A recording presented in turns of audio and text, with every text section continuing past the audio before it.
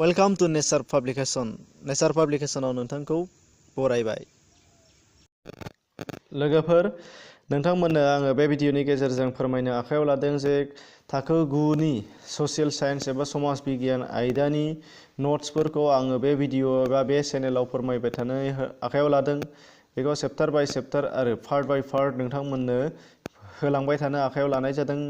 बेनि अनगायैबो गुबुन क्लासनिखौबो होनो आखायाव लानाय जादों। बेनिखायनो जायफोर नोंथांमोना थाखो 9 आव फरायनाय दङ बिथांमोनहा नैबे भिडिअखौ नायनानै एबा आंनि भिडिअफोरखौ नायनानै खोन्थानानै होनो हागोन। बेवहाय रांनि जेबो गोनांथि गैया। नोंथांमोना भिडिअआव नाय।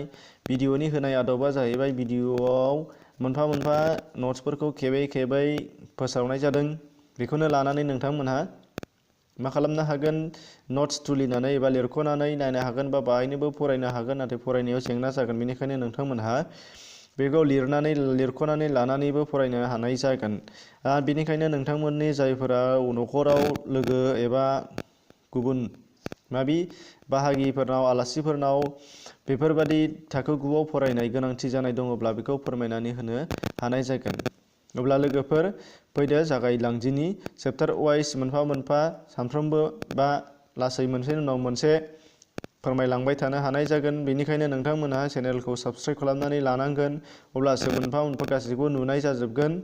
गोदानखाबा नोंथांमोना चेनेलाव साबस्क्राइब खालामनानै लानांगोन आरो गोजामबा अलरेडि नोंथांमोनहा नायलांबाय थाब्लानो जाबाय। बेनिखायनो जोङो गोबाव खालामालासे एबार थोंजोङै फैदिनि। अब्ला लोगोफोर